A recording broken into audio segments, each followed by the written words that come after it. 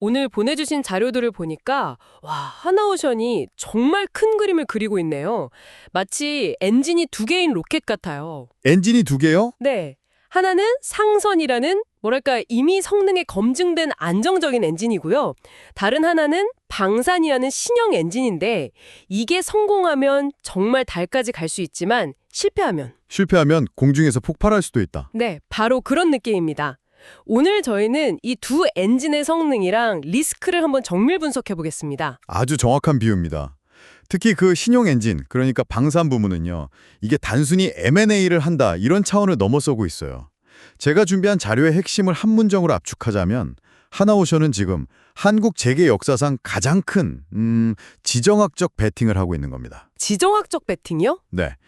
단순한 기업 인수가 아니라 미국의 대중국 해군 전략에 한국 기업이 핵심 플레이어로 올라타는 그 티켓을 사려는 거죠. 미국의 전략에 올라타는 티켓이라 와, 스케일이 정말 엄청나네요. 그게 바로 말씀하신 오스탈 인수권이군요. 알겠습니다. 그럼 그 폭발력 있는 신형 엔진을 살펴보기 전에요. 이 로켓의 기반이 되는 첫 번째 엔진, 본업인 선박 사업부터 이게 튼튼한지 한번 확인해 보죠. 자료에 보니까 좀 흥미로운 내용이 있던데요. 최근에 하나오션이 선박 두 척을 예정보다 빨리 인도해서 100억 원대 인센티브를 받았다고요. 이게 그냥 보너스 좀 벌었다, 뭐 이 정도로만 보면 되는 건가요? 물론 그 100억 원이라는 현금도 중요하죠. 근데 그거보다는 훨씬 더 큰 의미가 담겨 있습니다. 더 큰 여행이요? 네. 이건 하나그룹이 인수한 뒤에 조직의 군사를 빼고 이 생산 공정을 효율화하는 작업이 성공적으로 진행되고 있다는 아주 명백한 증거거든요. 과거 대우조선해양 시절의 그 비효율이 이제 걷어지고 있다는 강력한 신호죠. 자료에서도 이걸 턴어라운드의 시작으로 보고 있습니다. 아, 그러니까 이게 그냥 개별 기업의 일회성 성과가 아니군요. 체질 자체가 바뀌고 있다는 어떤 구조적인 변화의 신호탄이다 이런 말씀이시네요? 맞습니다. 이게 하나오션에만 해당되는 현상인가요? 아니면 업계 전반의 분위기가 이런가요? 좋은 질문입니다. 사실 이건 더 큰 그림의 일부예요.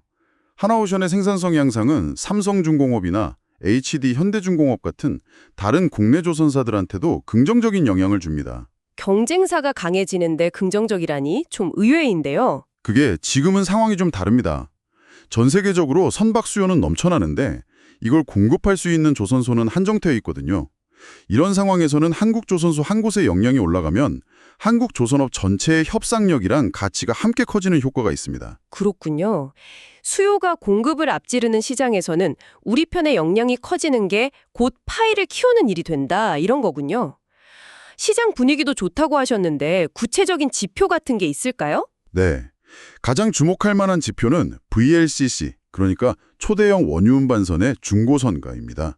자료에 따르면 최근 중고 VLCC 가격이 계속 오르고 있어요. 중고선 가격이요? 네.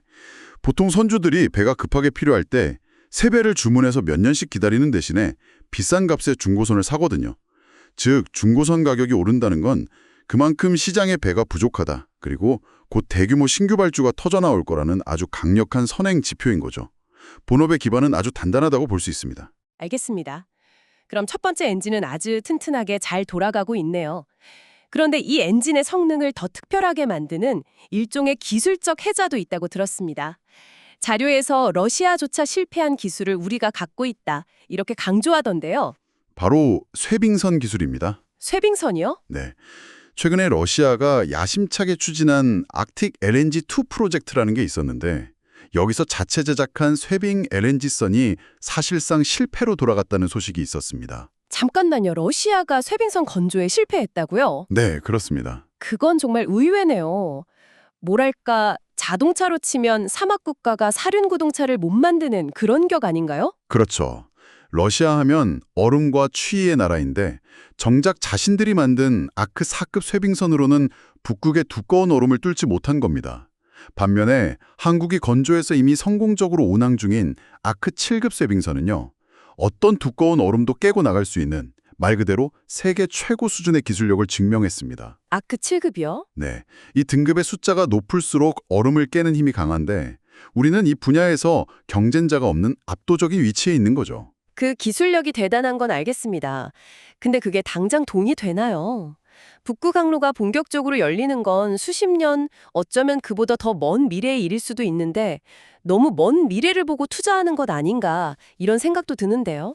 바로 그 지점이 시장이 이 기술의 가치를 간과하고 있는 이유입니다. 이게 왜 중요하냐면요. 미래의 자원과 물류는 결국 지금껏 닫혀있던 북극에서 나올 가능성이 크거든요. 그 새로운 길을 열 수 있는 거의 유일한 열쇠, 그 쇠빙선 기술을 한국이 사실상 독점하고 있다는 겁니다. 이건 과거에 사우디아라비아가 석유를 독점했던 것과 같은 엄청난 잠재력을 의미해요. 와. 지금 시장은 당장 눈앞에 오스탈 인수에만 집중하고 있지만 10년, 20년 뒤에는 이 쇠빙선 기술이야말로 진짜 게임 체인저였음이 드러날 수도 있습니다. 북극 항로의 열쇠를 독점했다는 관점으로 보니까 이게 완전히 다르게 들리네요. 이렇게 본업에서 기술적 해자까지 깊게 파고 있다는 건 정말 든든합니다. 자, 그럼 이제 이 강력한 기반 위에서 하나가 모든 걸 걸고 승부수를 던지려는 두 번째 엔진, 바로 방산 이야기로 넘어가 보죠. 서두에 말씀하신 지정학적 베팅, 오스탈 인수권입니다. 네, 오스탈은 국적만 호주 기업일 뿐 사실상 미국, 유럽, 일본과 긴밀하게 얽혀있는 다국적 방산 기업의 성격을 가지고 있습니다. 특히 미 해군 함정의 유지보수, 즉 MRO 사업을 수행하는 핵심적인 역할을 하죠. 아, 미 해군의 일을 하는군요. 그렇죠. 그런데 하나가 이 오스탈 인수를 추진하니까 미국은 안보 문제를 내세워서 압박하고 일본과 유럽은 군침을 흘리면서도 눈치를 보는 아주 복잡한 지정학적 게임이 시작된 겁니다. 딜이 계속 지연되는 이유가 바로 여기에 있습니다. 단순한 M&A가 아니라 강대국들의 수싸움이 벌어지고 있는 거군요. 근데 좀 이상합니다. 미국 입장에서는 동맹국인 한국 기업이 자국의 방산 기업을 인수해서 역량을 키우면 좋은 것 아닌가요? 왜 압박을 하는 거죠? 그 배경을 이해하려면 미국의 더 큰 전략 변화를 봐야 합니다. 자료에서 언급된 국방수권법, NDAA라고 하는데요. 이게 바로 그 단서입니다. 국방수권법이요? 네. 이걸 쉽게 말하면 미국이 이제 우리가 세계 경찰 노릇을 다 해줄 수 없으니 동맹국 너희들도 각자 도생하면서 국방력을 키워라. 그리고 그 힘을 합쳐서 중국을 견제하자고 선언한 겁니다. 갑자 도생이라 미국의 전략이 크게 바뀌고 있다는 거네요. 맞습니다. 특히 해군력과 관련해서 이게 어떤 의미를 갖냐면요. 중국이 2035년까지 항공모함을 6척이나 만드는 등 무섭게 해군력을 키우고 있잖아요. 네, 그렇죠.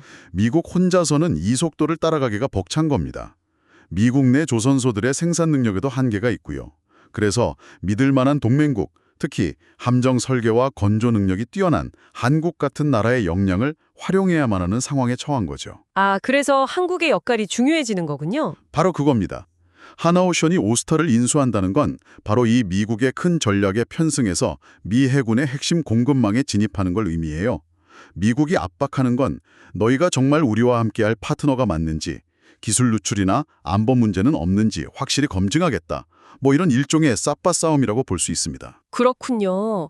미국의 파트너가 될 자격이 있는지 시험하는 과정이다. 이런 말씀이네요.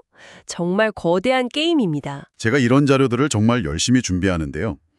보시는 분들은 그냥 좋아요만이라도 한번 눌러주시면 정말 좋겠습니다.